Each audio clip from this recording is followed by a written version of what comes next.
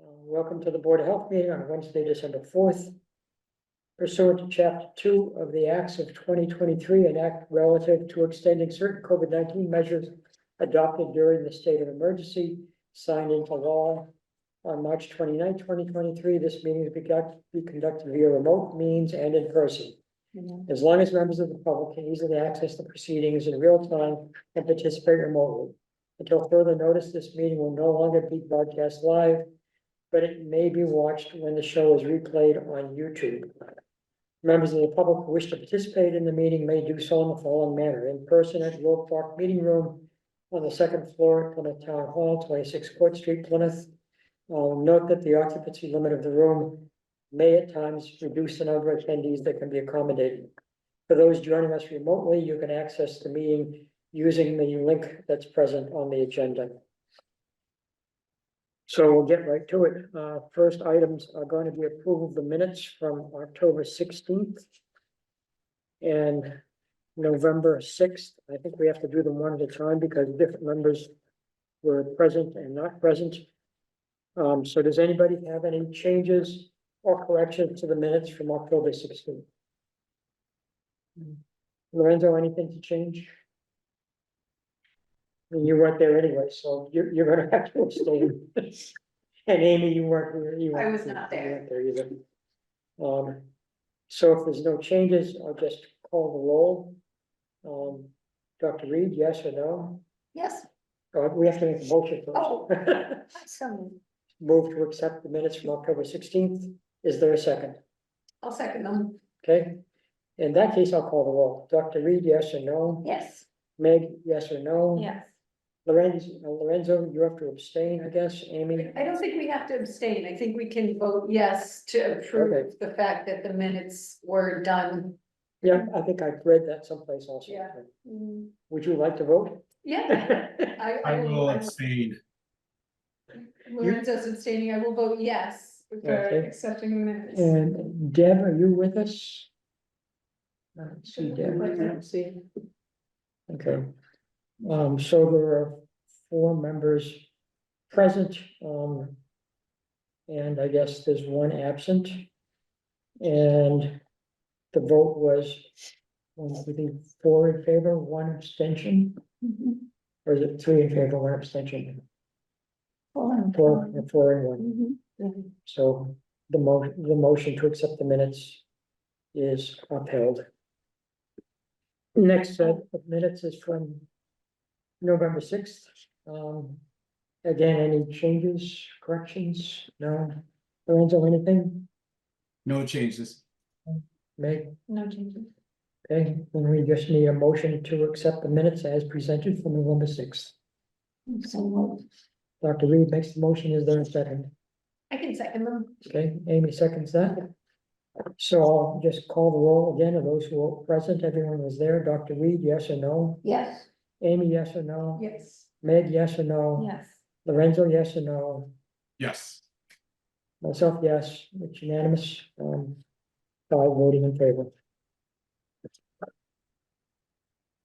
Next agenda item is going to be a reduction in setback for an addition request made by Chris Sanderson. And Karen, are you going to be I doing am. this? Yep. So on October 16th, 25 Wellington Road came before the board, asking for a variance. One of the variances was the distance between the leaching field and the foundation. They requested, a reduction from 20 feet to 12.5. Well, when they broke ground and started to put the septic system into the ground, they realized that they couldn't make the 12.5, they really needed to change it to 10. So they're making an amendment to their request that they made back in October to have the new foundation and the existing leaching field from 20 feet to 10 feet. When it used to, what was approved originally was 20 feet to 12.5. So they're asking for 20 feet to 10 feet tonight. Okay. Any questions about the request for change in the variance? I have a quick question because I wasn't here in October. So are they keeping the septic system in place and they're just putting a new house there? Is that what that's there? In addition. They're putting in addition. Oh, okay. Yes. Okay, yeah, thank you. You're welcome. Seems like a minor change. That's still within the guidelines in terms of the It is. state requirements. Yeah, it's just that since the board approved it the first time, we just thought it'd be best to bring it back again with the change. Okay. If there's no further questions, I ask for motion to approve the request for the setback for the addition alteration. I'll make that motion. Amy makes the motion. Is there a second? Second. Dr. Reed seconds the motion. I'll call the roll. Dr. Reed, yes or no? Yes. Amy, yes or no? Yes. Meg, yes or no? Yeah. Lorenzo, yes or no? Yes. And myself, yes, that's unanimous. Thank you. The change is approved. Thank you very much. Well done. We always like it when it goes that fast. The next item is gonna be a septic variance request for 25 Emerson Road. Evan, you're with us? It's Mark tonight. That's Mark again. Mhm. Yeah. Mark, can you go ahead with your presentation? please? Okay, thank you. Good afternoon, board members. I'd like to share my screen, if that's okay. Sure. Go ahead. Okay. Share. Can we see that? Yes, it's very It's small. little. Yeah, so let me just kind of, let's see if I can get that tighter. Dun, dun, dun, dun, dun.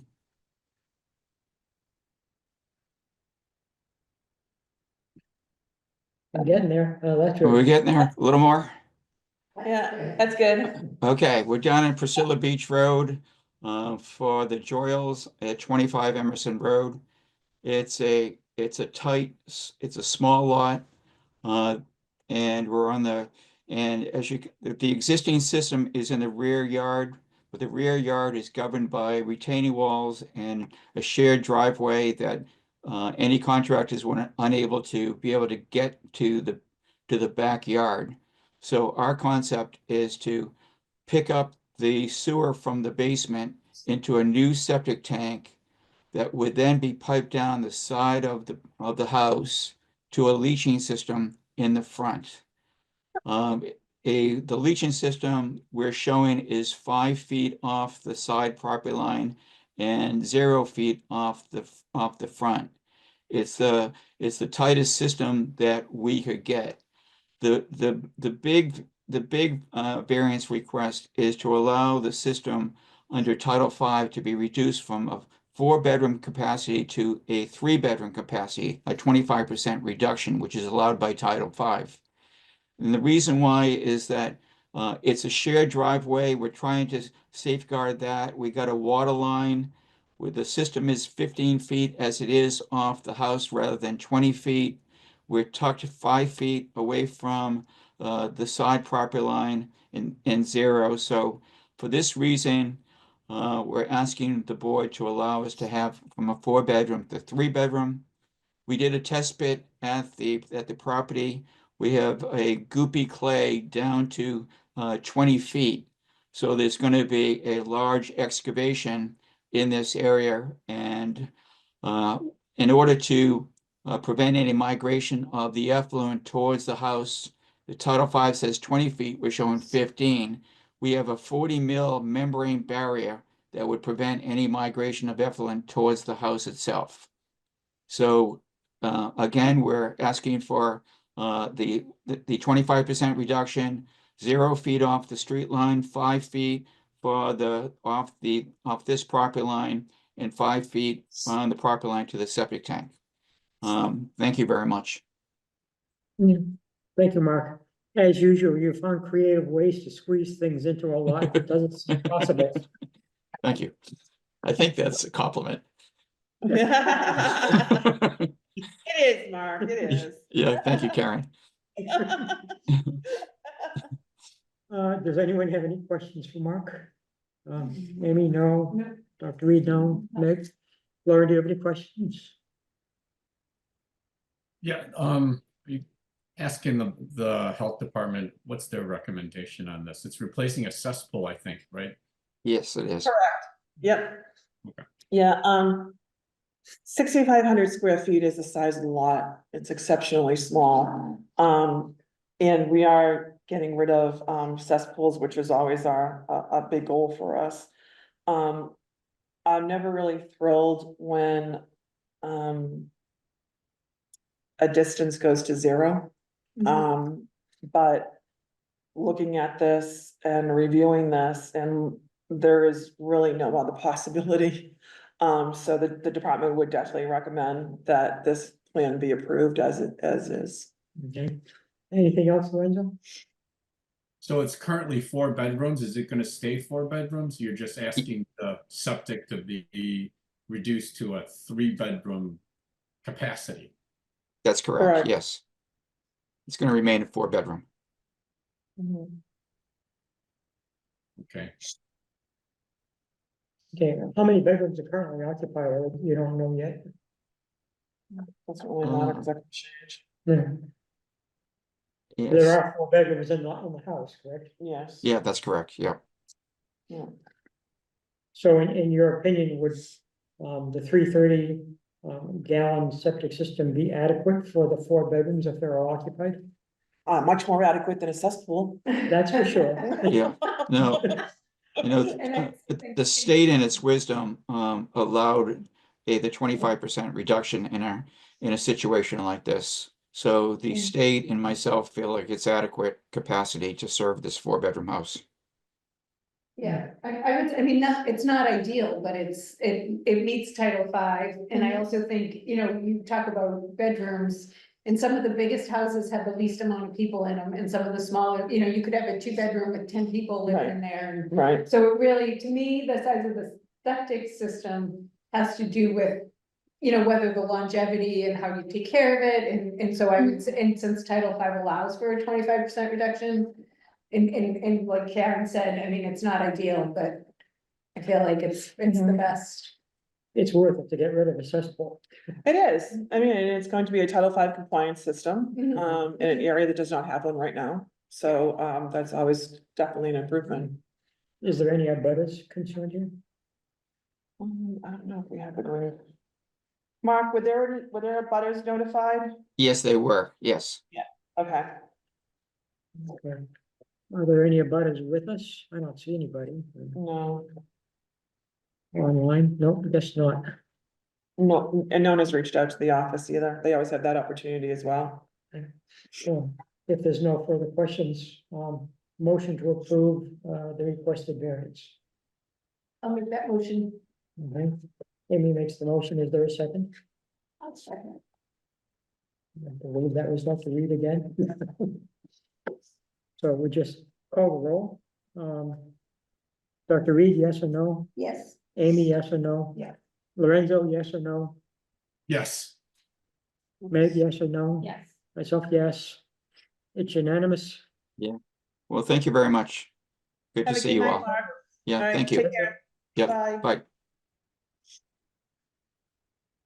As soon as he stops the screen share, there it goes. So we're a little early. We're running, what, 15 minutes ahead? I guess that's a good thing. So a lot of information has come up about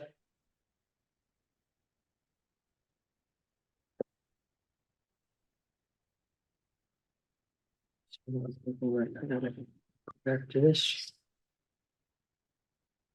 Can everybody see? No, you can't see this yet. Why don't you put up the, you have it on your computer? There's a PowerPoint presentation. You didn't send it to me. I think I did, but Yeah. let me try again. I might have hit the wrong button. Let's see if I share. Oh, there it is. Hopefully it'll work. And if I can get the. There it is.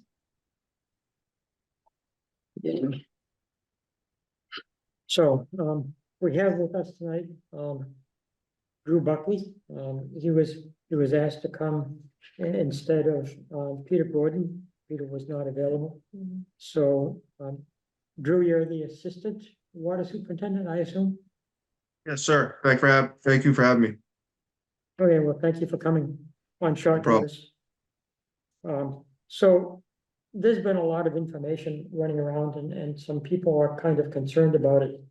About lead in the drinking water and what's going on with regard to the state and the federal government and new sort of requirements. Drew, can you sort of explain how that's been worked on by the local water department? Yeah, sure. So this year, October 16th, all towns, all public water systems had to submit a lead line inventory. And that's based off of our records that we have on file. And there's about 15,000 services in town. And we went through all our records. At the end of that, looking through the records, there was about 2,700 that were considered unknown. And that's solely based off of not having records of these properties. So that's why these letters got sent out. These are new regulations coming down from the EPA. They're trying to crack down on lead services to get them replaced. So we sent out those letters.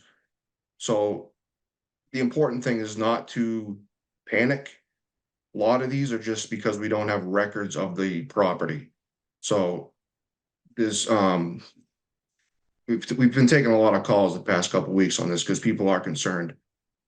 But basically, is to not panic. And those letters were sent out because it's required.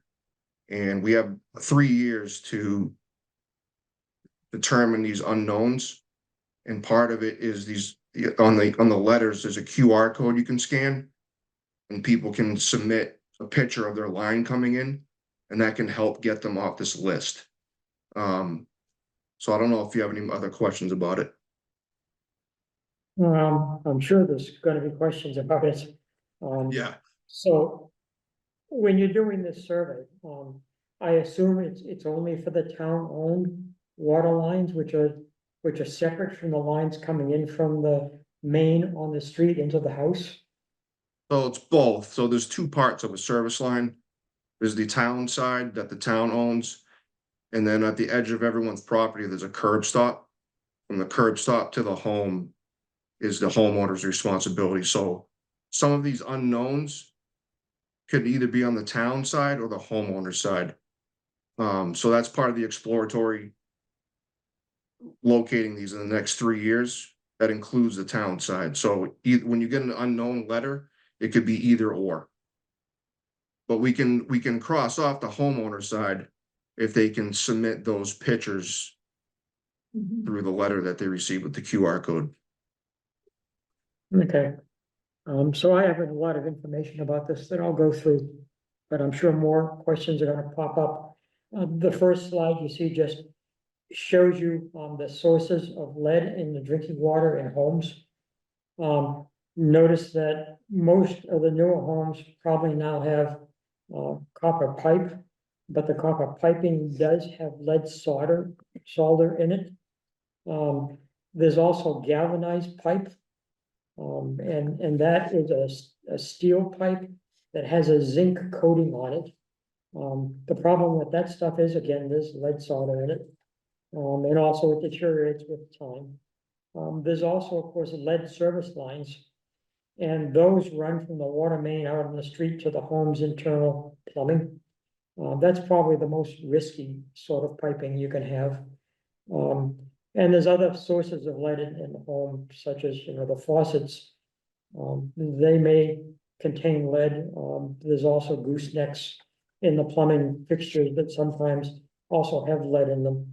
So the problem with all this is that lead has become known as extremely harmful to health, especially for children.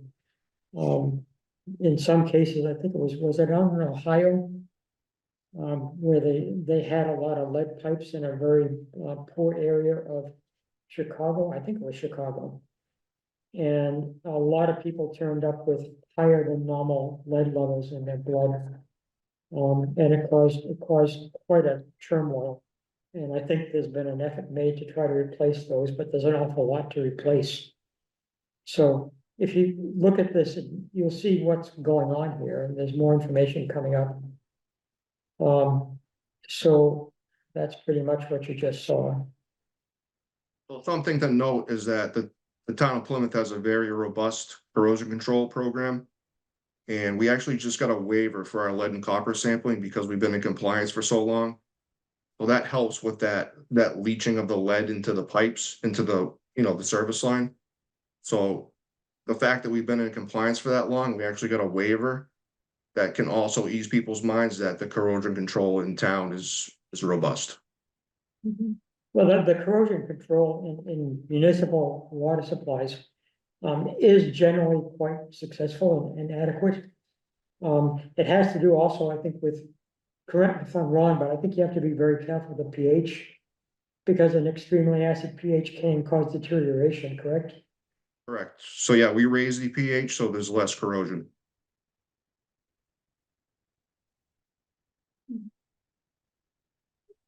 I had a question. I'm assuming lead is not allowed in pipes now, right? When, do you know when it stopped? 86 was the official lead ban. So anything after 86, there's no lead. Okay, thank you. Okay, and when, are they still using galvanized steel, piping, or has that also been discontinued? I haven't seen that. Most new is copper or plastic. We require plastic for new service lines, so you're not seeing any more galvanized. Okay. Let me see, I think I've moved things around. I gotta get back to the share again.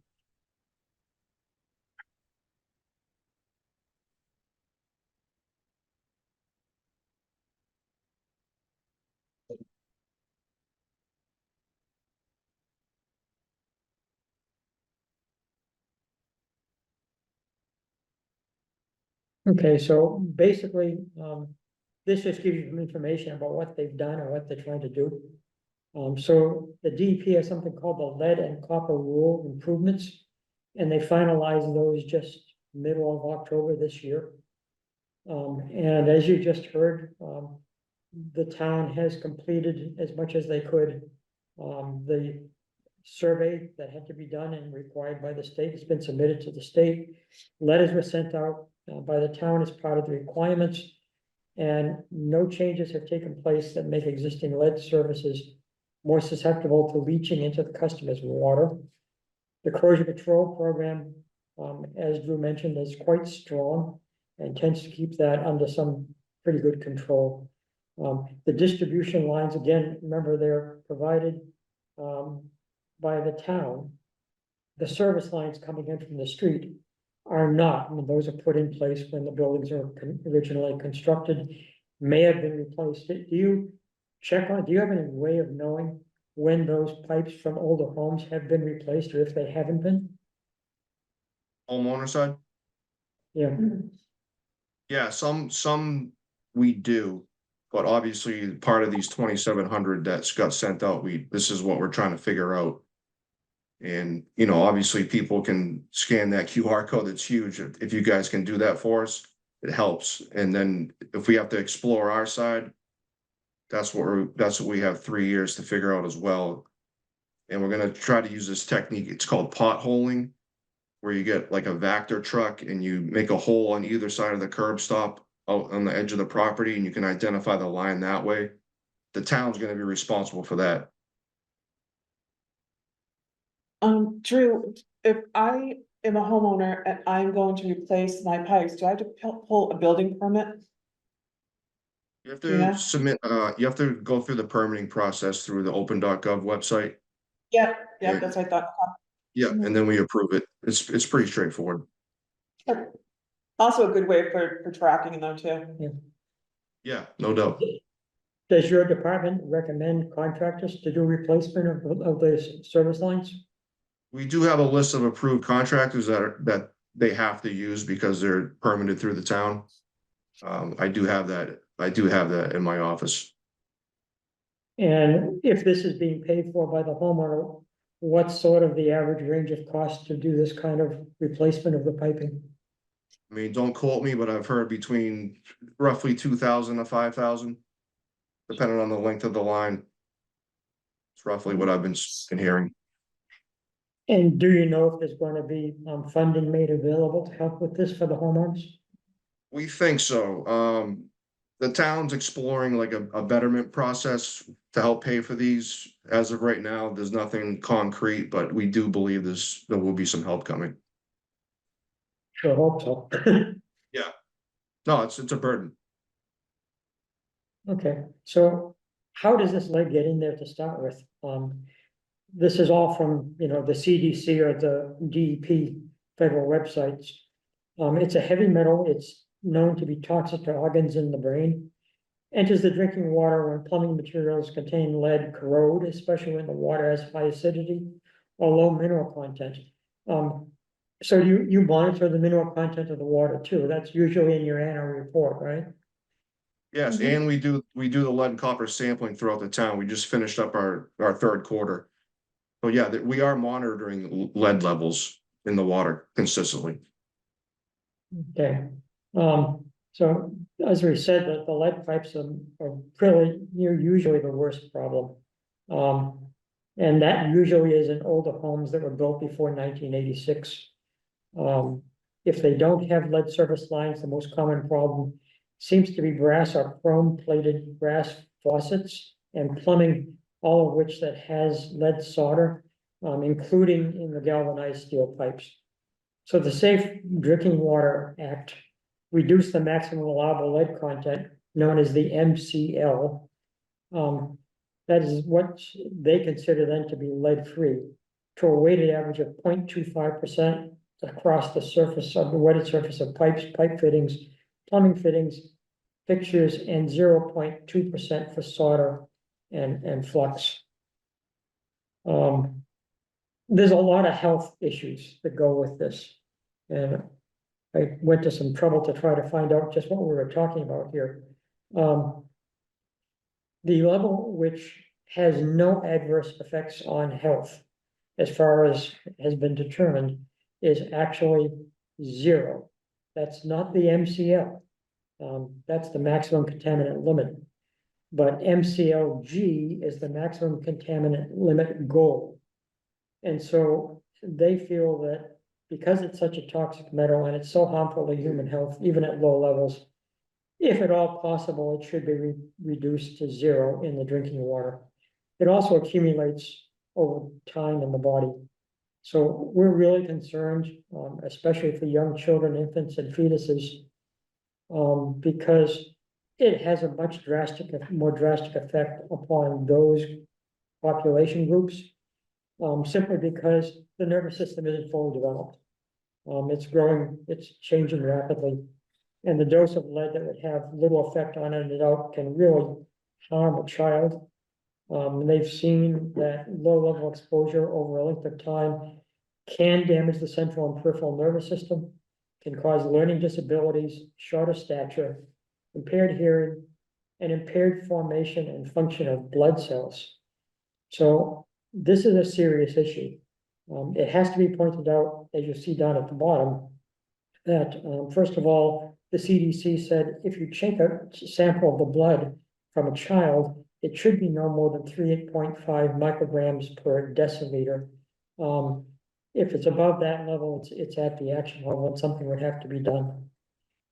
This is not the only way that people can get exposed to lead. Many of us who are old enough remember there used to be lead in the gasoline supply, which was entirely removed. It was banned. I think you can still get lead additives if you have an older car that has to have it, but it's been drastically reduced. But everybody probably knows that you can also get exposure from lead in paint, lead in dust, lead in soil, air, and food, not just in drinking water. So there's a lot of concerns that are going on with this. And the EPA estimates that drinking water makes up 20% or more of a person's total exposure to lead. Infants consuming mostly mixed formulas can receive 40 to 60% of their exposure to lead from their drinking water. Dr. Reed, since you're a pediatrician, just chime in at any point. You have to remember though too, that we also have a housing law. Yes, That lead paint isn't allowed if a child lives there who's under the age of 6. So this information is good, but I think it's really important that we also let our audience know. That there are safeguards in place to make sure that this doesn't happen, especially here in Plymouth. Yeah, No, and with those safeguards, you need to make sure that do you guys have a pre-rental, inspection policy? Only if it's requested. Okay, yeah, so like the people that are renting apartments might not know that, and then the whole landlord isn't necessarily on the up and up, and it's important for people to know if they. The live in- age, yep. Yeah, if they're renting, because I know even, or if you move into an apartment and you have 0 children, and then you have children and the apartment's older than 1970. Yeah, which I learned in my lead determinator class. Which I thought was interesting, I agree. that you can because- rent an apartment to someone without children, and if that person has a child, it totally changes. Yeah, but nobody, like, if you don't know the law, and Yeah. the landlord's not telling you, Yeah, and then. yeah. So it's important for people to know, to Yeah. come to you guys, and then as a lead determinator, you go out and you test the lead, and then say. And then there's certain laws around that, because Mhm. that is a very labor intensive thing on your part, Mhm. but it's very important for people to know that about their kids. the other thing that is a concern, I guess, is, I guess they would routinely inspect, for lead contamination. Even whether it's some paint or something else, if the house was not being put up for sale. I assume that they could not get permission to, or like have a permit, that allows them to reside there. You mean buying a home? Yeah, buying a home. You get a lead determination in your packet of information when you purchase a home in Massachusetts. Right, so it has to be done. Yeah. Before you can sell the house. You have to, or you can say, I don't know. No, yeah, And. but then you can also say, well, they'll find out. Yeah. So, Which is another thing of, Yeah. yeah, like you have to, legally, you have to say either it has been. Either it's older than or younger than 1978, or it has been officially de-leaded, or you don't know. And to Karen's point, then as a home buyer, we say, well, I want you to find out. Find out. So what would happen if a family like 10 years ago had bought a home? And then they had children. Well, that's up to them. It would be up to them to get Yes. the lead test done. Yes, absolutely. Yep. And to de-lead it. Yeah, too. And then that's And the biggest thing of all is, like, I think there's also a misconception of like kids chewing on windowsills and things like that. That's not how it usually happens. It happens from the dust. dust. Mhm. The opening and the Yep. friction and the non-cementing. Yep. And another point that I learned, one of the big things, that lead, like you're saying, leaded gasoline. In inner city where there was so many cars driving around with leaded Oh, yeah. gasoline. The soil itself is Yep. Yeah. filled with lead. Yeah. And especially in, urban neighborhoods where there's a lot of traffic and, maybe. That's got a huge problem, so you get it on your shoes and you bring it in the house and it's everywhere. One thing that worried me, because I lived in New Jersey in a house that was built in 1908. Oh. And of course there was lead paint, so there wasn't any rules at the time. So of course I attempted to scrape it off and used, heat stripping chemicals. Or a heat gun. Okay. And melted it, and of course that vaporized everything. Yep. Right. So I'm still here, so I guess I survived somehow. I was wearing respiratory protection, They have lead windows too. But it is smart for people to look up, the DPH has a whole website Yeah. on lead and contacting people that know how to remove lead and determine whether or not, where it is and everything. Yep. Oops. So Also go ahead. Part of our lead and copper sampling plan includes daycares, so there's a consistent rotation of the daycares in town, so we do test them. That's great to know. And here's something else that could say, well, did we do anything about this? We already know that it's a problem for children. But what about pregnant women? And apparently, according to, this is the CDC data, lead can accumulate in bodies over time, stored in the bones along with calcium. During pregnancy, lead is released from the bones as maternal calcium is used to help form the bones of the fetus. This is especially true if a woman does not have enough dietary calcium. So lead can cross the placental barrier, exposing the fetus to lead. And this can result in some serious effects to the mother and her developing fetus, including reduced growth of the fetus, premature birth. And so, you know, What's there's the data also, on that? there's also lead in the breast milk. What's the data on that? Do you know? I'd have to look up the CDC source to see Yeah. what the data was, but it's a concern. You mean more like how many women Yeah, does it affect? I bet you it's very, very small. I bet you're right. Which is fine unless you happen to be If the, the one. you happen to be the one that, you know, The one that it has the happens to. problems. So in adults, it's not totally harmless. If you're exposed to lead, you can get cardiovascular effects, increased blood pressure, hypertension, decreased kidney function, and reproductive problems, both in men and women. So just because you don't have kids in the house doesn't mean that it's necessarily all that safe. Absolutely. So how do I know, and I need you to with this a little bit. How do I know if there's lead in my drinking water? So this is what I found recommended. Locate the water pipe nearest to the water meter. Use a key or a coin to scratch the pipe. If it looks shiny like a nickel, it's likely lead. If it looks more like a penny, it's likely copper. As far as you know, Drew, is that a reasonable way to do it? Yeah, that's very reasonable. Sometimes lead has like a greenish tint to it. But yeah, that's what you just said there is correct. Okay, for the galvanized pipe, which are zinc coated, apparently they have a gray metal color. And if you tap them with a screwdriver, apparently they make a ringing sound. They corrode both, and I think they have a life expectancy of 40 to 50 years. But they do corrode on the inside and outside surfaces as it gets older. The corrosion can cause a large, powdery, cancerous-looking lump where it connects to the copper piping. And there's a number here you can call for free inspection. I guess it's done by the state. Who is that?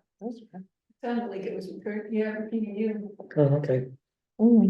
So that's what this stuff looks like. Ah, So if you see this around your pipes at the connections, you might be concerned. And that's galvanized? That's galvanized pipe, but you know, if it's at a connection to a copper pipe and you see this, that means that there's lead coming from corrosion around the pipe joint. Wait, there's lead in the galvanized? yeah, the joints. Oh, The the, Yeah. joints, the solder, okay, okay, that's why it's only at the connections. okay, Yeah. all right, that makes sense, really, thank you. Okay, so this is copper piping. A lot of people have this, especially if you look around, you'll notice that usually the piping coming out of your water heater is, I believe, made of copper. Most of the time, is that true as far as you know, is that still the case? Yeah, yeah, that is the case. I think the problem there is that there's a lot of concern about some of the plastic piping may also leach other chemicals into the water, depending upon the kind of plastic that's being used. Is that PVC piping that's used ordinarily? It's called HDPE pipe. You're talking about the plastic? Yes. Yeah, it's plastic. Okay, has that been tested to make sure it doesn't leach harmful chemicals into the water as it goes through it? Yeah, it's what we recommend is the safest at the moment, the safest service line material. Because obviously, maybe they don't use it as much on water heaters, because if you're running hot water through the piping, I imagine Correct. that's more risky than running cold water through the piping. Yeah, I believe it's not useful for hot water, as far as plumbing codes are concerned. Okay. So there's other ways to test if you don't want to start messing around with pennies and keys. You can buy these things. They are actually safe home do-it-yourself lead in drinking water test kits. You can find them, I saw them advertised on both Amazon and also at the home stores. They're not expensive, you can get 2 of these kits for $32, so it's 16 cents each. And there's also, it looks almost like a testing swab that has little things on it that turn color. And so it's pretty easy to do. I'm not sure, and do you know any more about these sort of at-home test kits? We do not recommend those. They are not accurate. If someone feels they need to test, we recommend a state certified lab. Those Okay, and test is it kits are, true that if you call that 617 number and request a test, is there any charge from the state for doing that? that's the first I've heard of that, to be honest with you. I don't know.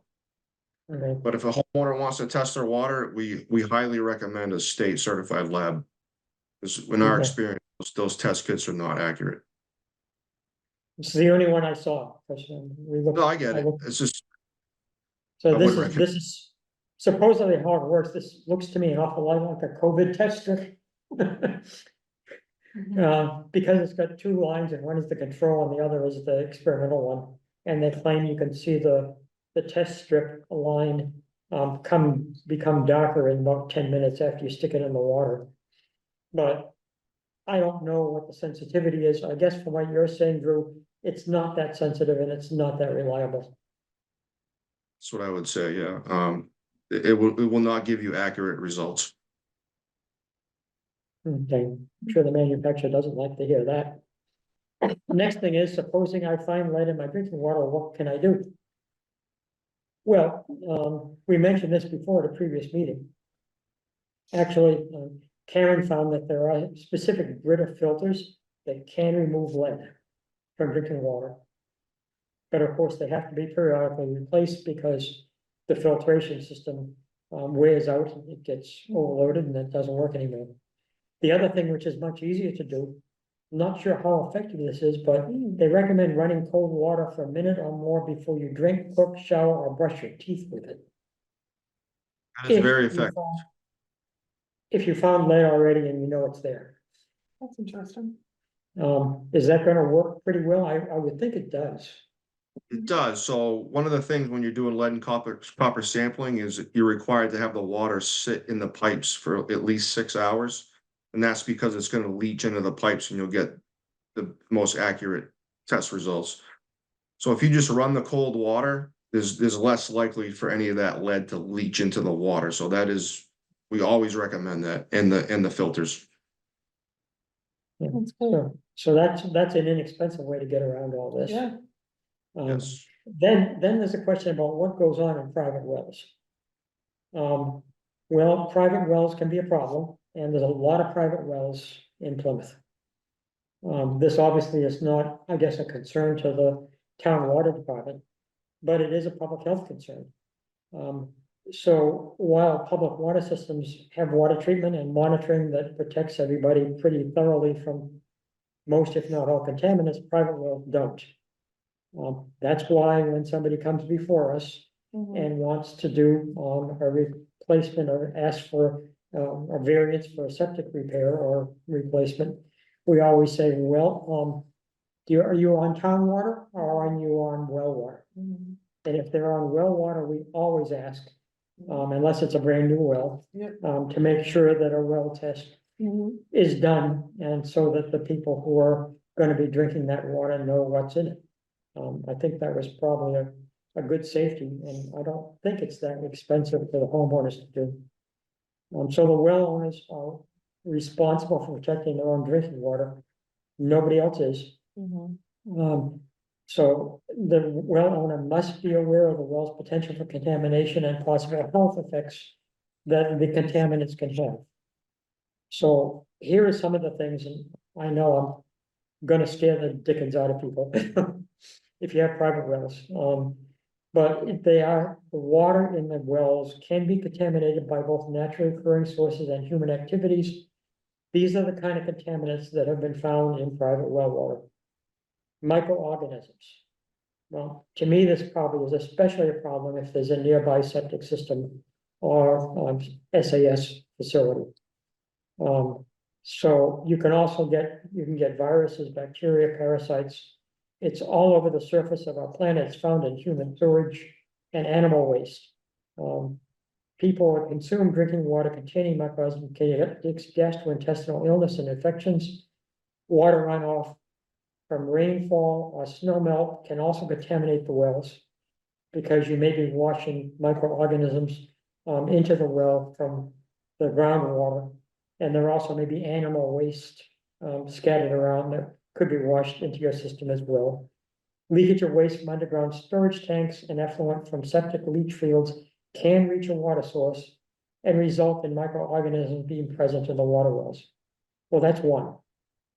Then there's nitrate and nitrite, present in fertilizers, sewage, animal waste and fertilizers. And these can also get into the groundwater and then subsequently get into the well water. Once taken into the body, nitrates are changed to nitrites. High levels of these things are extremely serious, again, for infants. High levels of drinking water can cause something called methemoglobinemia or blue baby syndrome. Dr. Reed, have you ever come across anything like that? Yes, actually, You have. yes. And it makes the baby look blue because the hemoglobin can no longer bind with the oxygen. And so it looks like you're breathing no oxygen. That would scare most any parent, I would think. Yeah. It's noticeable. It'll get your attention. And apparently it can occur within just a period of days. And also includes shortness of breath, and infants below 6 months who drink water with high levels of nitrate can become very seriously ill and even die. Or is that going too far? No, They can. they Heavy metals, we already talked about lots of those, but they can come from all kinds of sources, including municipal waste disposal, cement plants, mineral deposits. Heavy metals include things like arsenic, antimony, cadmium, chromium, copper, lead, selenium, and a lot more. They can contaminate private wells through groundwater movement and surface water seepage and runoff. If you consume high levels of these heavy metals, you risk acute and chronic toxicity, liver, kidney, and intestinal damage, anemia, and cancer. Not good. Organic chemicals are all over the place. They're in inks, dyes, pesticides, paints, pharmaceuticals, solvents, petroleum products, sealants, and disinfectants. A lot of stuff is now about PFAS, which is definitely an organic chemical that has serious health risks. Anyone consuming high levels of these things can suffer damage to their kidneys, liver, circulatory system, nervous system, and reproductive system. There's radionuclides. Here in Plymouth, we think about the power plant, but they're also naturally occurring. They're released into the environment from uranium mining and milling, coal mining, and radon seems to be occurring. Actually comes from, I think, uranium breakdown in a small number, but a significant number of homes, depending upon what kind of ground conditions there are and the rocks that are present underneath the home. So this tests for that too. Finally, there's fluorides. Present in a lot of aquifers, have been known to prevent tooth decay or help to prevent tooth decay. Excess consumption of it, though, causes skeletal fluorosis, characterized by pain and tenderness in the bones and joints. I thought of this when I went to the dental office, and the dental technician said, "You know what? There's not enough water in the fluoride, not enough fluoride in the water supply in Plymouth, so I'm going to give you a script so you can get high fluoride toothpaste." Interesting. And I said, "Really?" I said, "Well," she said, "Well, don't swallow it." Yes. Okay, so what do you do with it? She said, "Well, put a little on your finger and rub it on the surface of your teeth with your finger." I said, "Oh, okay." So I tried that for about, I don't know, every other day for about a week. And I said, "This doesn't seem right to me." No, no. So I stopped. Last time I went to the dentist, I said, "I'm not so sure that was a safe That's thing to do." helping. Yeah. And they just said, you're a different kind of patient. I know. So I when you got a got call on that. I got a call Go about ahead. fluoride the other day, just so everyone knows, we do not add fluoride to our water. Yeah, we've actually had some people that have been lobbying to get fluoride added to the water. I think Duxbury does. Yeah, it's gonna be interesting, moving forward, how the, federal government is going to approach that. Yes. That's probably gonna be a big, big change. So this is the kind of stuff you worry about in terms of your water. Landfills, local industry, pesticides and fertilizers, household waste, livestock waste, and septic tanks. The landfills can either be actually still in use, or they can be actually sealed and closed. But they may be giving off stuff into the groundwater that could potentially get into private wells or even into the aquifer that supplies our local drinking water. So I hope I didn't scare the dickens out of people, but I will think that, everyone needs to know about the risks and how to prevent them. And at least, if not prevent them, at least minimize them. So that's our job here in public health. Is there any other questions that I can answer for anybody before we move on to the next agenda item? Nope. No? Anything? No? Thanks so much, Drew, for coming. Thank you very much. Thanks for having me. Yeah, thanks for the info. Regards to Peter and make sure that he knows that, we certainly appreciate your having come in today. Yep, Thank you. I'll let them know. Thank you. The next thing was a request by Margaret Coe to do an update about Yes. fats, oils and greases. Correct. Cool. So we are requesting a revision in section L to the existing fats, oils and grease regulation.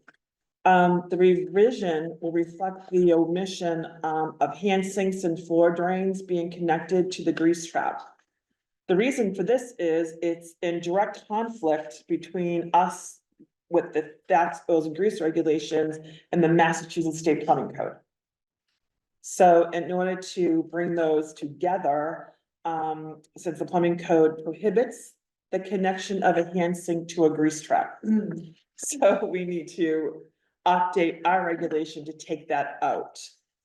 Also, meaning with plumbing, sewer and engineering, it was determined that floor drains should not be connected to grease traps. Having floor drains connected to the grease trap actually causes the grease to bypass the trap and end up in the sewer pipes. Is that an internal? It's not, it shouldn't be connected to an internal. Internal floor but drain. It can be connected to Yep. an external. Right. Okay, good.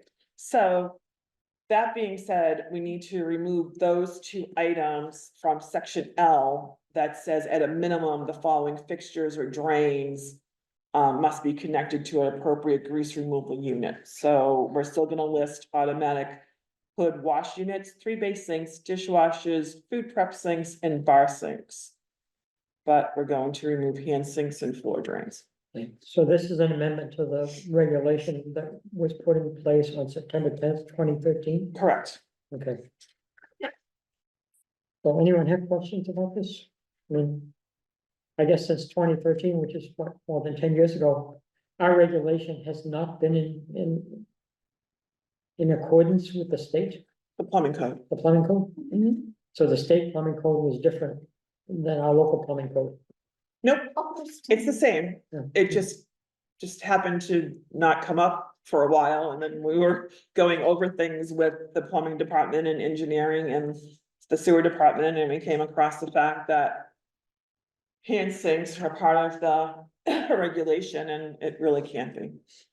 So the floor drains can be connected to the external trap if there's one. No, No? no. What they want, the plumbing code Okay. says that your grease trap, no matter where it is, internal, external, passive, automatic, should not be connected to either, a hand sink or Floor drain. the floor drain. Okay, thank you. Because it, in essence, it nullifies what the grease trap's supposed to do, Yeah. yeah, so. So all the grease trap connections that were done previously that had those kind of connections. Nope, because it was always caught by the plumbing. Okay. So Because I- anytime we reviewed the plans, plumbing would always say, nope, can't put the hand sink on that. So then we finally said, you know what, let's just really make this clean.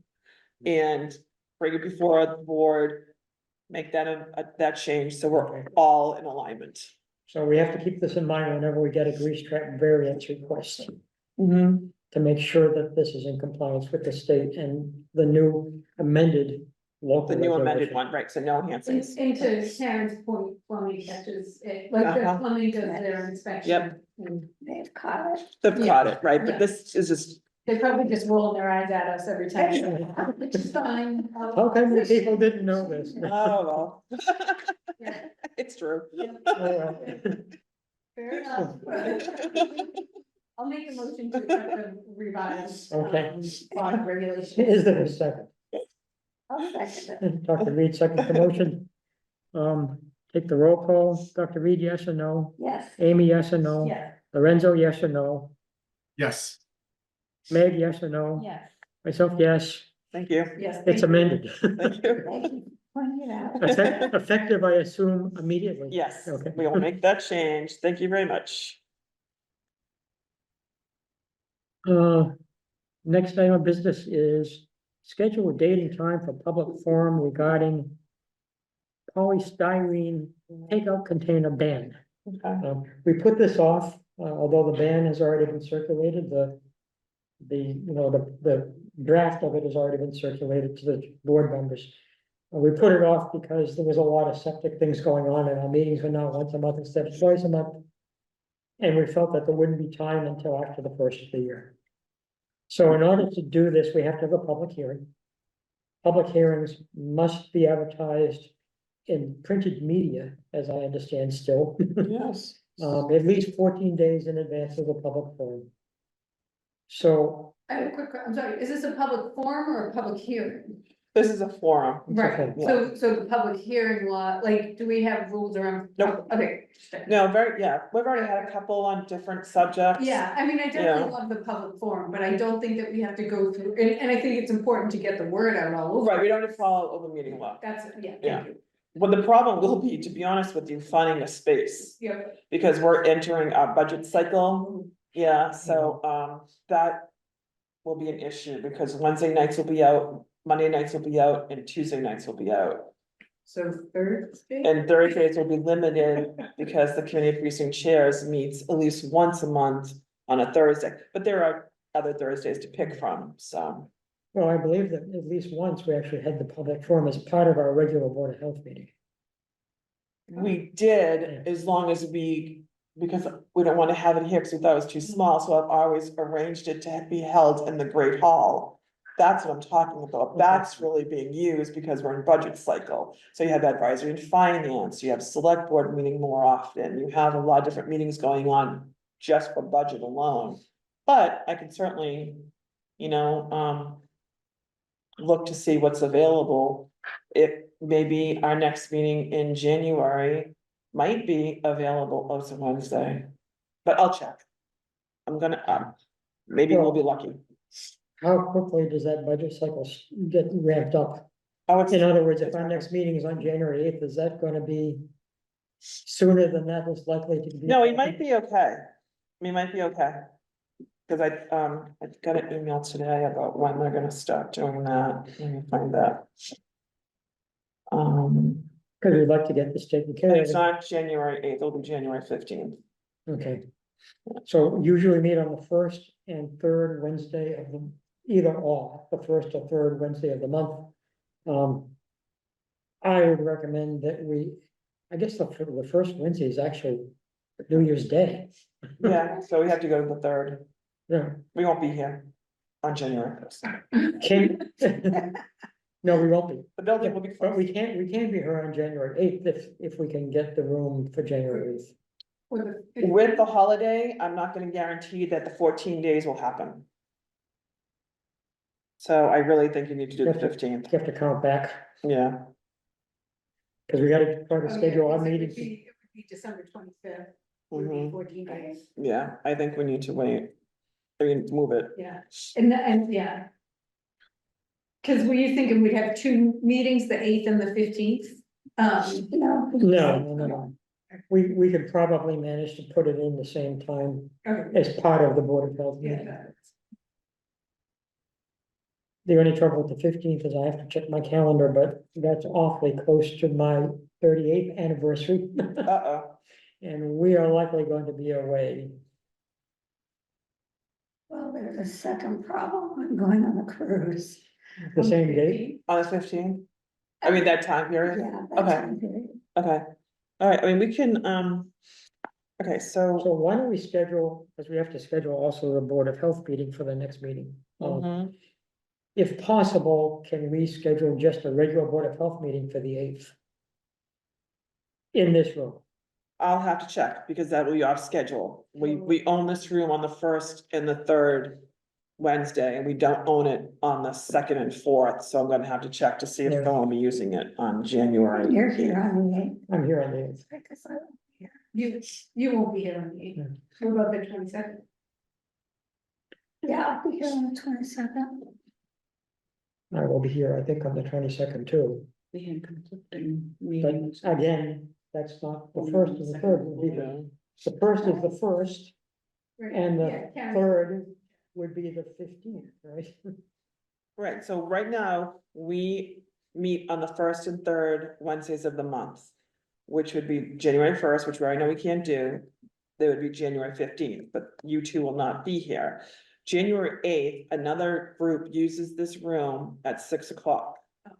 So I don't think that, Well, maybe the holidays would mm, convince them that they didn't want to do that, and then we could. yeah, I mean, I can certainly check. I mean, Might we as can well check, we can check January 8th here for a regular meeting. And then we can check. So 14 days. So that would have to go on the, because they do it. A week Wednesday in advance, so it would have to be the 18th would be the first time it would go in. So 18th to 25th to January 1st. Now, that's the 2 weeks notice. Yeah. Yeah, so the earliest you could do it would be the January 8th. But again, would be kicked out of this room, but I could see if you wanted to do the forum on the 8th, we could. Time wise, we could, if it was open. Can you find out tomorrow? Yeah. Yeah. Yeah, definitely, And just let us know, and Yeah. we can just circulate that information to the board. yeah. Yeah, so I'll check on the. If Great not, Hall. we'll see if we can, squeeze in the Board of Health meeting on the 8th and schedule the forum for what, be the 22nd, I guess. Wait, so there's no meeting on the 15th? Right, it looks like there's no meeting on the 15th. Did we tell people that there is? Okay, so that's a Sorry, problem. man. So that's gonna be interesting because we've already made a commitment to the first and third of the month. We've already told engineers to come in on the 15th. Can I ask, with this forum? Is it gonna be talked about at town meeting? Is that what the problem is? Or is it, people are asking the board to, No, it's not gonna be talked about in the time. okay, so they're just asking the board to pass these regulations? It would either be some kind of regulation or policy or guideline. But yeah, cause I know some towns have it as a bylaw through town meeting, but this, you're saying that they're asking the Yeah. board to pass a There regulation. was discussion about that, and we generally decided that because of the nature of what happens with a bylaw, you can't fine tune it after you've had it in place for a while, Mhm. because then it has to go back through the same town meeting, forum and. Yeah, I mean, I like bylaws for things like this that are so controversial because it is the town, like, it is the residents, just, or the town meeting members to. Well, it's very similar to the bag ban. The Exactly. plastic bag ban is a bylaw. It went before town meeting. Right, because if it's a Board of Health regulation, and then all the restaurants come to the board to say, I I don't like this regulation, I want ABC, we don't have the backing of the whole town behind us in that. But I think if this is just a request of the board, I would say that maybe we can just do it in February, like, if we rush, like, if people are already scheduled for January, and we're already, and you're saying we've got a bazillion things going on, maybe we look at February. Well, January 15th might be an issue anyway, because I think Dr. Poppett and Dr. Reed aren't gonna be here. Well, then, I mean, I guess if there's three. Yeah, three if- of them, if three of you could be to your there, point, yeah. All right, so let me check out,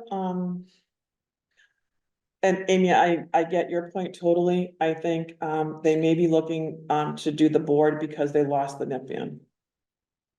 Through the town meeting. I know, I mean, I'm a huge proponent of these Mhm. measures, like I definitely, but I do know that, I'm one. person. No, I agree, yeah. And The,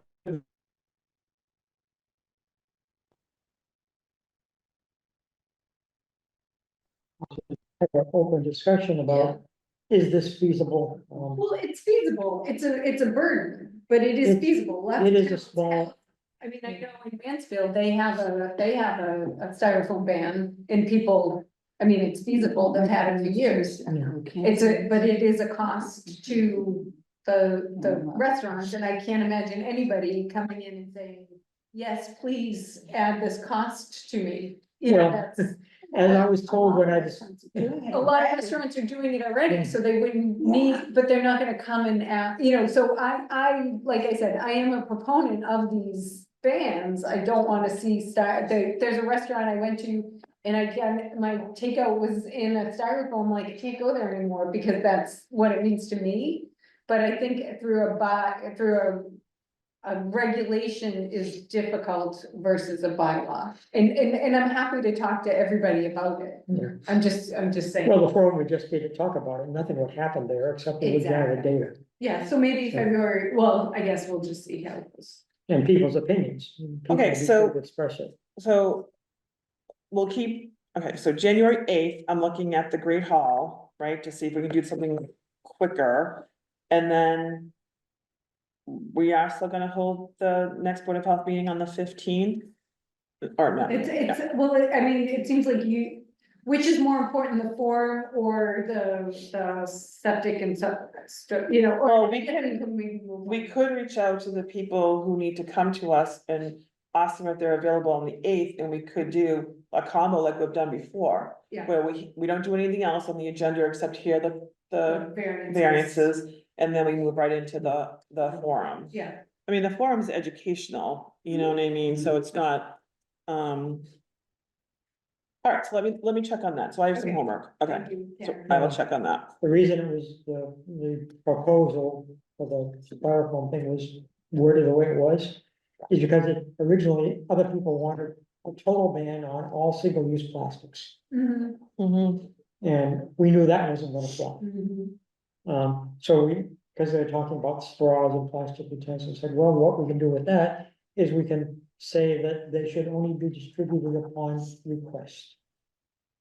Which actually saves the businesses money. Yeah.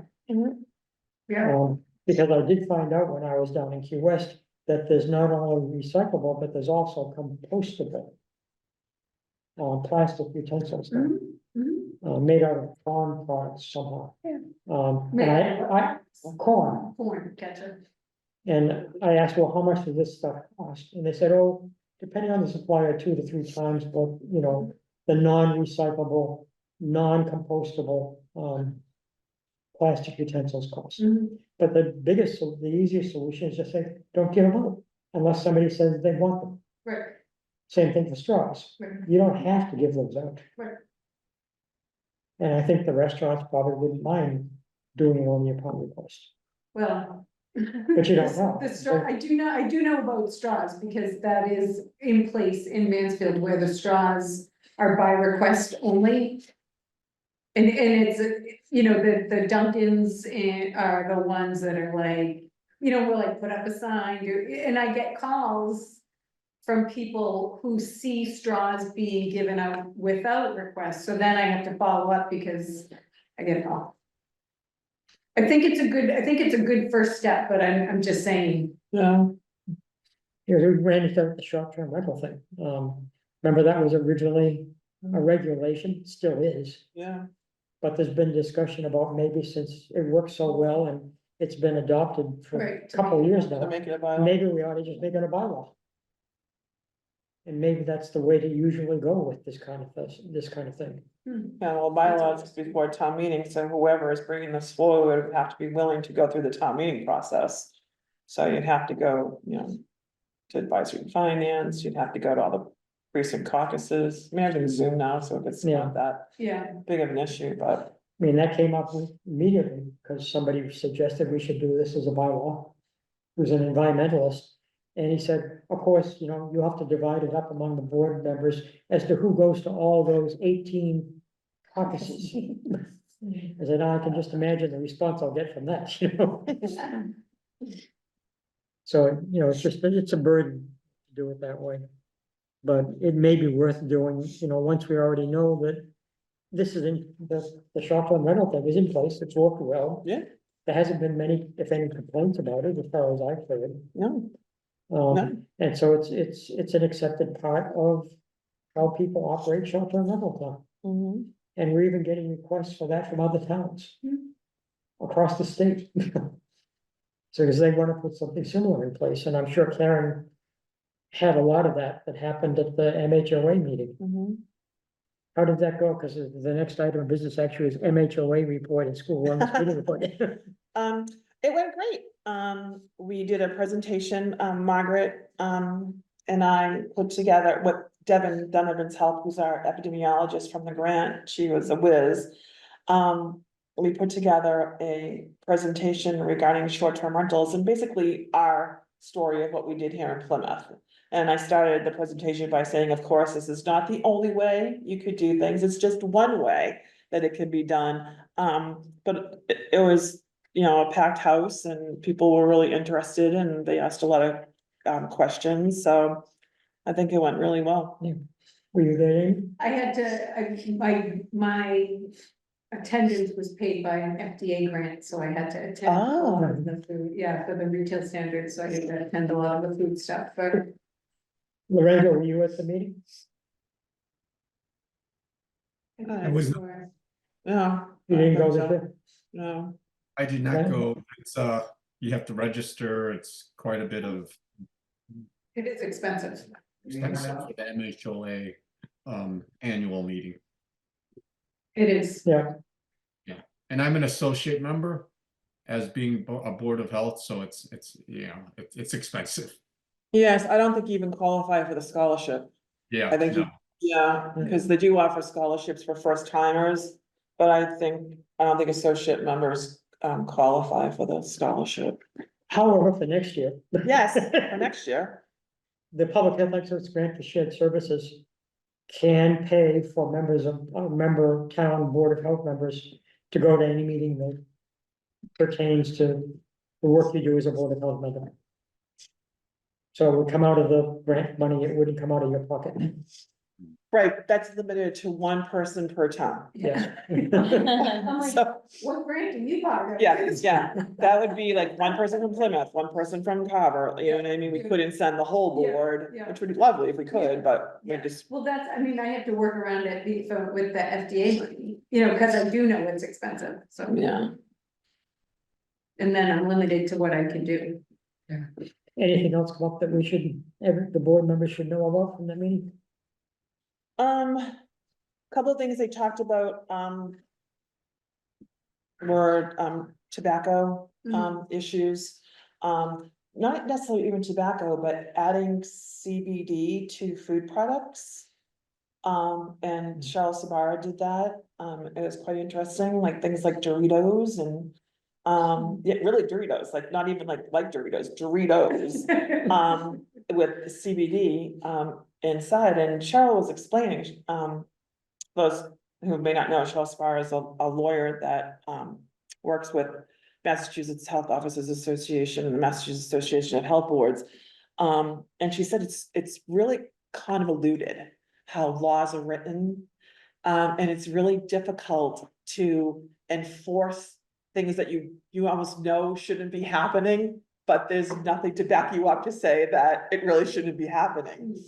So, but there's always people working behind the scenes. I mean, Cheryl is tirelessly working to try to, work on some things. But one thing that was announced that everyone is excited about was that Safe 2.0 was passed as a law. So that's what that means, is it's a way to make sure that no matter where you live in the state of Massachusetts, your access to public health is the same. So whether you're a big city or a teeny tiny little town, now we will work for the same level of service, no matter what your municipality is like. So every resident will have access. Just one little heads up. Uh-oh. I talked to somebody at DPH about this. If you read through the Safe 2.0 Act that was actually passed and signed by the governor, it does say subject to appropriation of funds needed.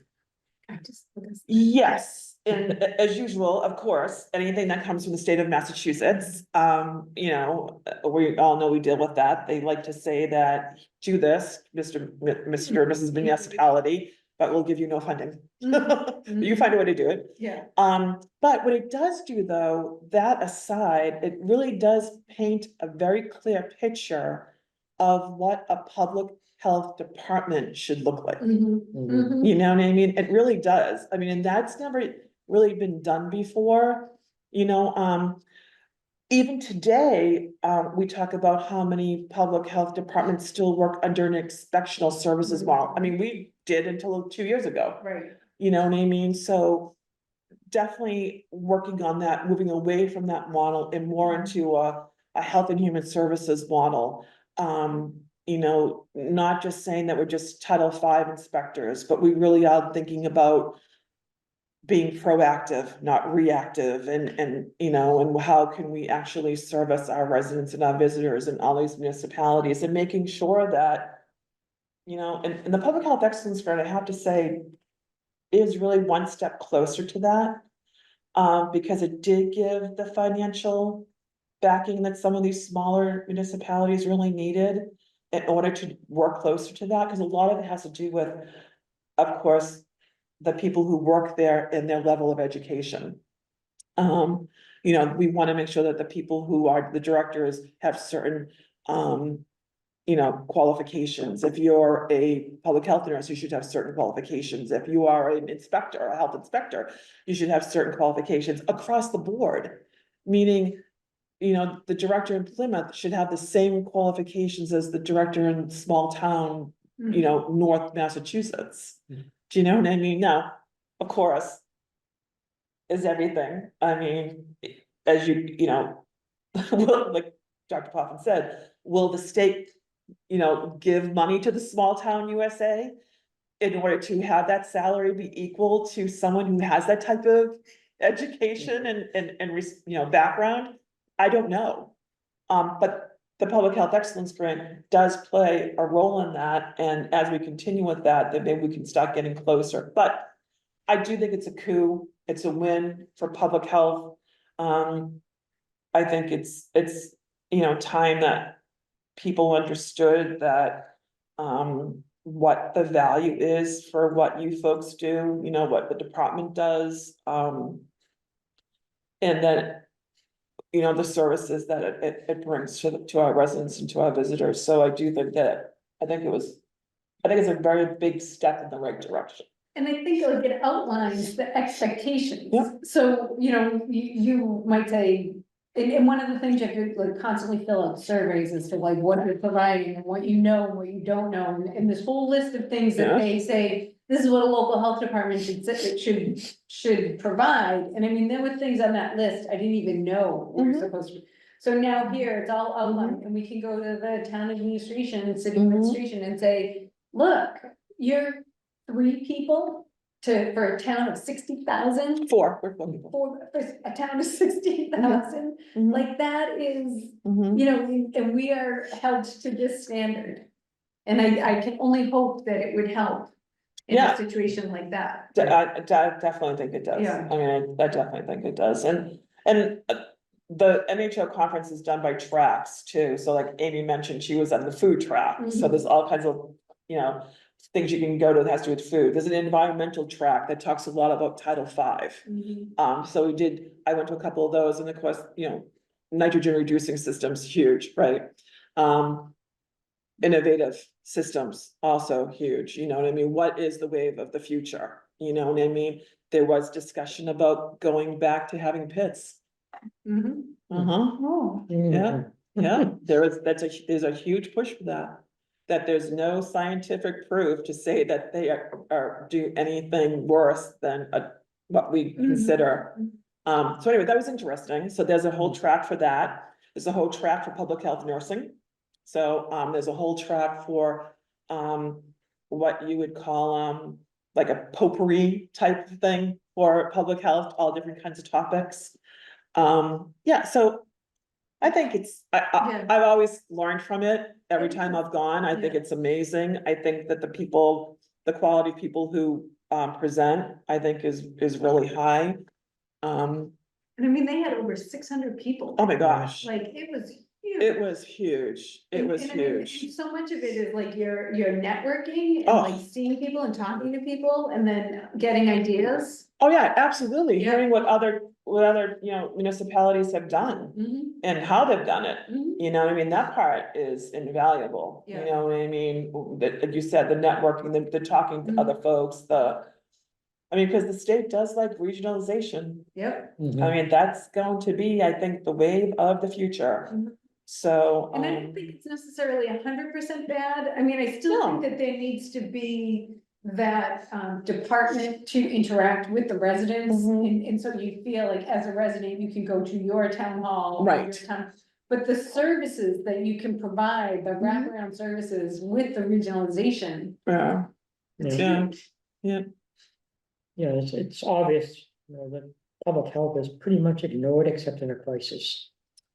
and that's what they're trying to get away from. Exactly. Not to be reactive. Mhm. But to be proactive, you know what I mean, on all levels, you know what I mean, or not just because we have, you know.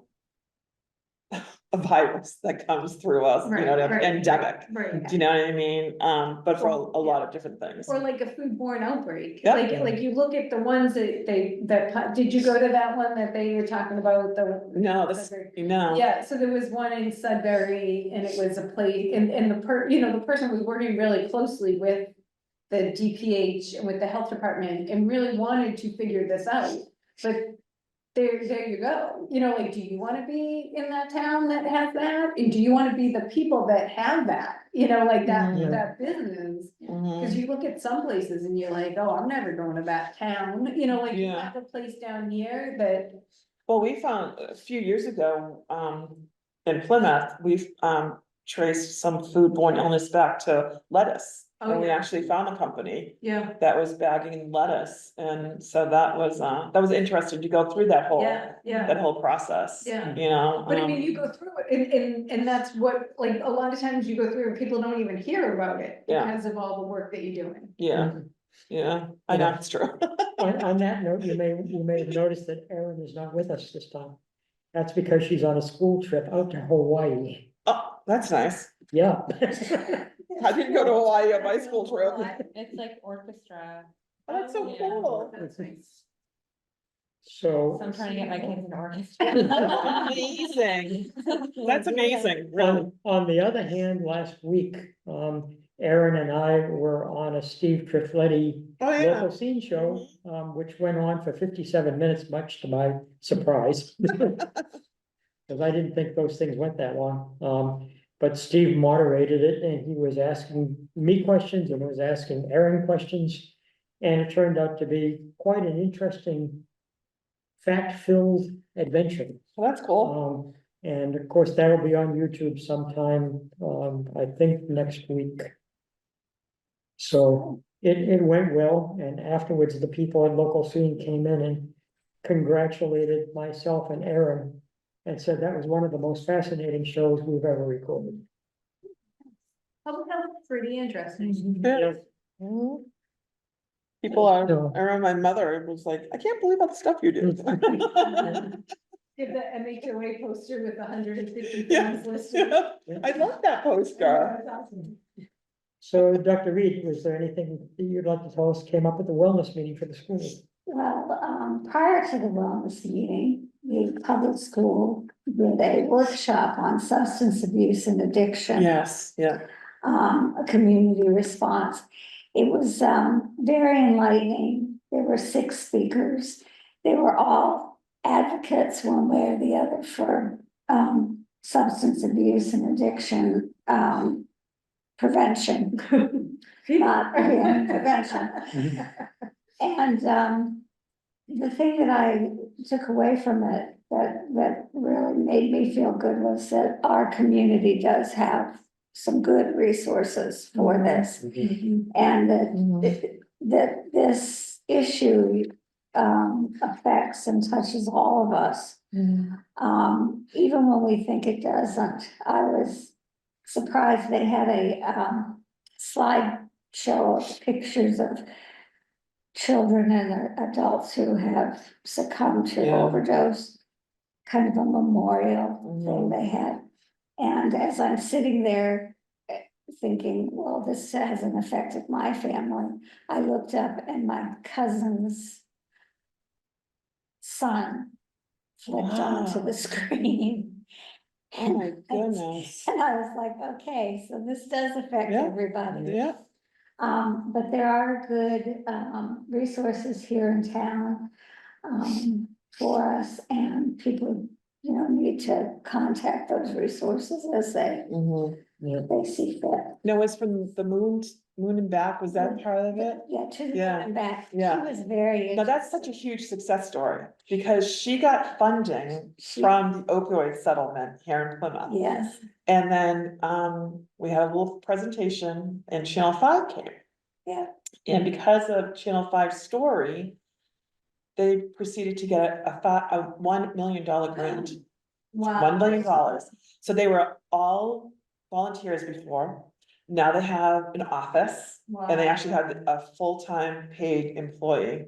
So they can do so much more. Yeah. Do you know what I yeah, mean? yeah. So it's just such a good, That's awesome. it's such a success story. It's exciting. and the thing that was neat, particularly neat about that one, from my point of view, because being a pediatrician, was that it's about babies that It are is. affected by mothers who are Yeah. on narcotics, and I Yeah. dealt with a lot of those babies Oh, in the hospitals, that were, withdrawing from their mothers. oh, Use of it, but this is a really neat program yeah. here in town, Yeah. so that was really good. The other, thing that the wellness, the nurses in this town are really amazing. The nurses, the school nurses are really amazing advocates for our children. And one of the things that they're particularly working on this year, it has to do with absenteeism, which has really changed and skyrocketed since COVID. And one of the things they're finding out is that the reason they think it's changed since COVID is because when the kids were staying at home, the parents thought, well, they did okay. So now if they wanna have a day off or wanna stay at home and the kid asks. And that's nationwide. Stay That's home. not local. Yeah. That's nationally. And the parents, Yeah. and when the school talks to the parents about it, what the parents say is, well, they did fine during COVID. But they And, didn't do But fine. they didn't do They fine. didn't do As the fine. teachers know, and as the school nurses know, there were a lot of psychosocial Yep, issues. and we're gonna see more and more of That that, happened. and we don't even know, we're just scratching the surface of what happened to those kids. Exactly. So they're working on trying to put a special emphasis on that this year. Very good. And the schools have been very active, also started with that North Plymouth Advisory Group.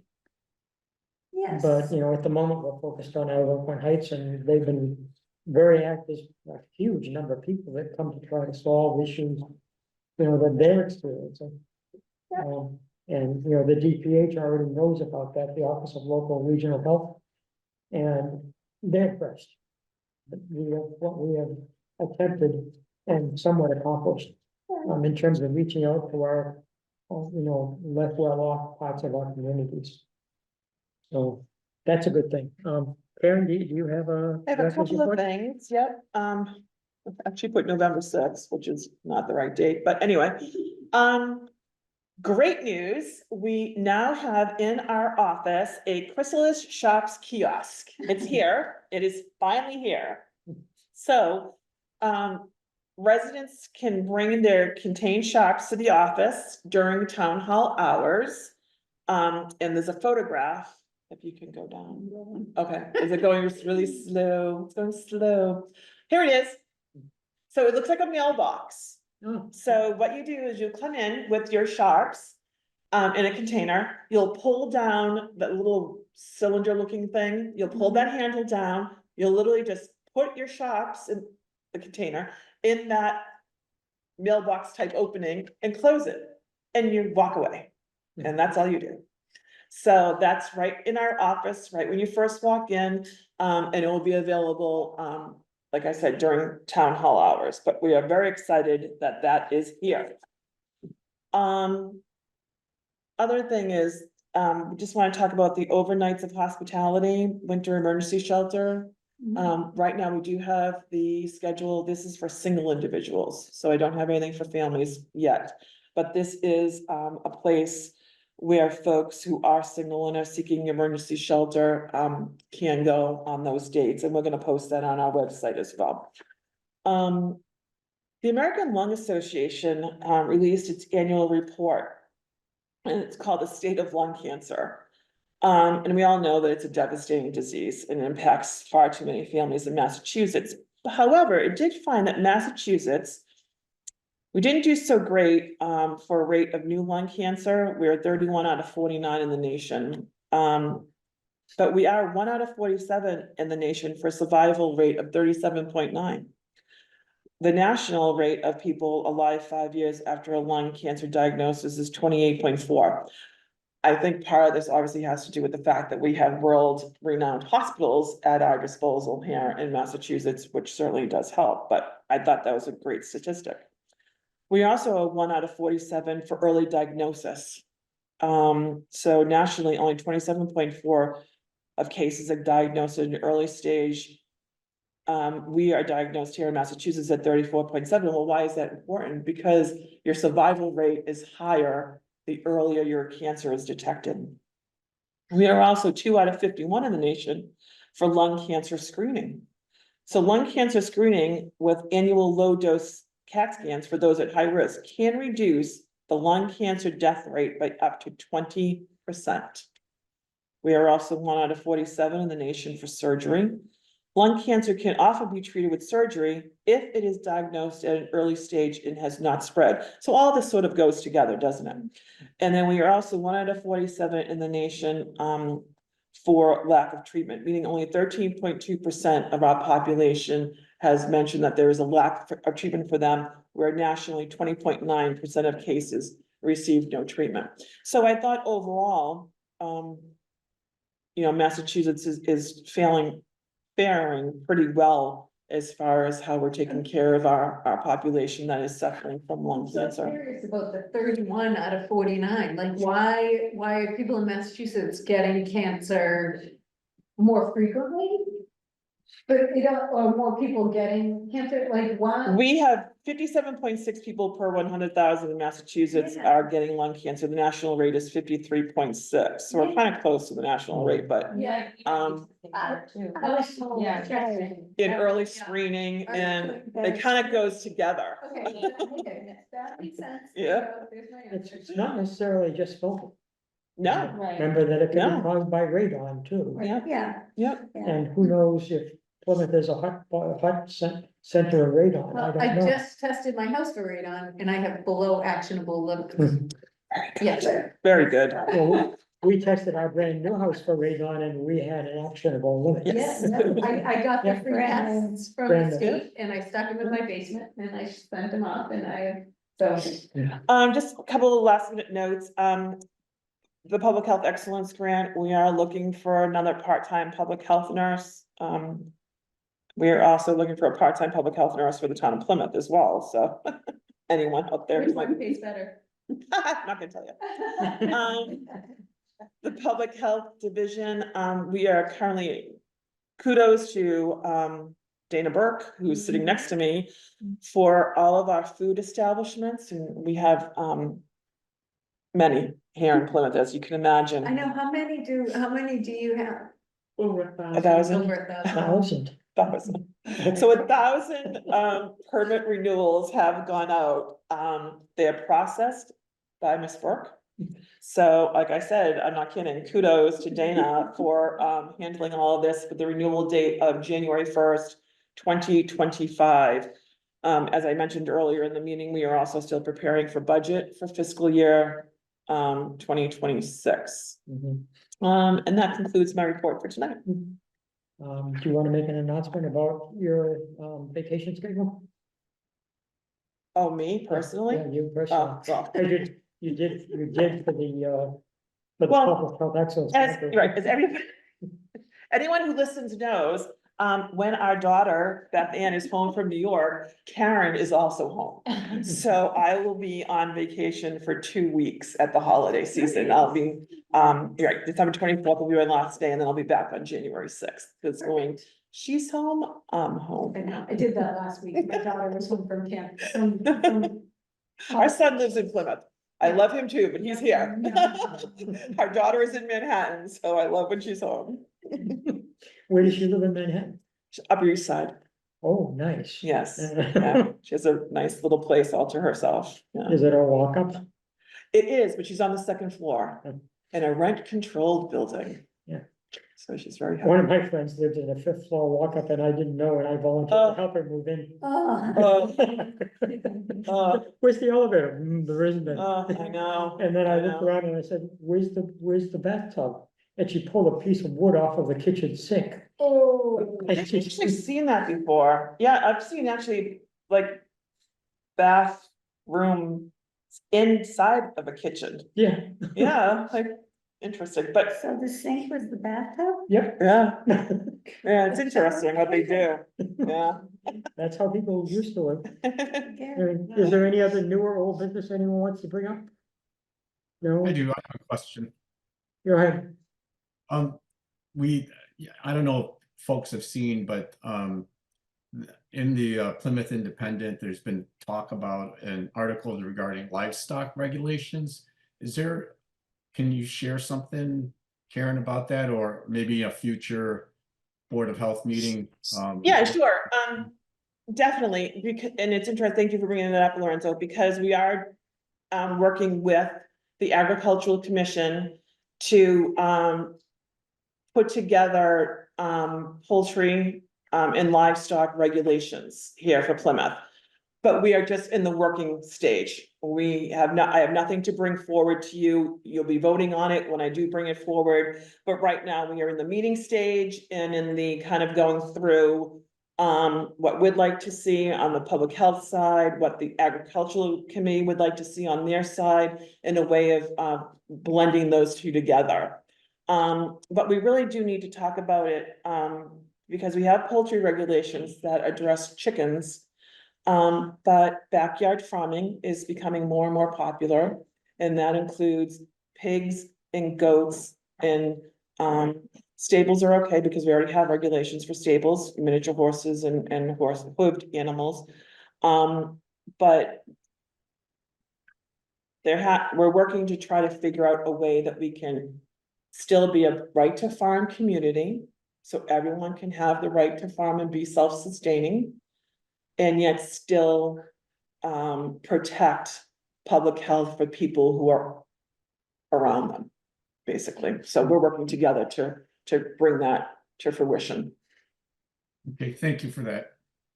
Stay tuned for upcoming Yes, exciting discussions. yes. Is there any changes to the rooster thing? Well, that's one of the things we're talking about, and one of the things we are talking about is not having a ban. Allowing roosters in Plymouth, because if you do want to be self-sustaining, if you want to have a right to farm and you want to have chickens, the only way you can fertilize those eggs is by having a rooster.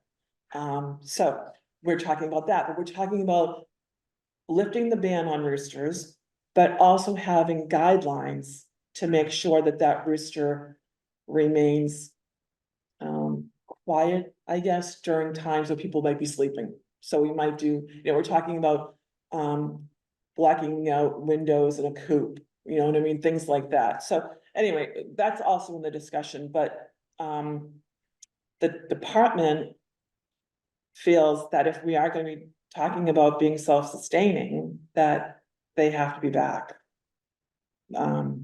So. But again, we'll be dealing with people who have concerns about that, obviously.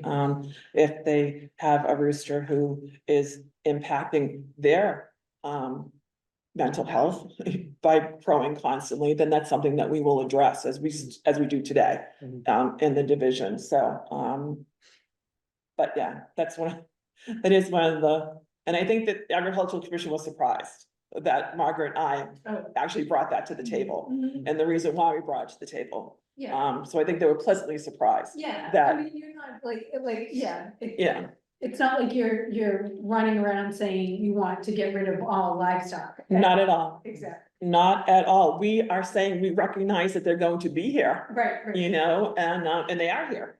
And they're gonna continue to be here, so, yeah, but we're making some really good, compromises with the group, and so I'm pleased with where we're going.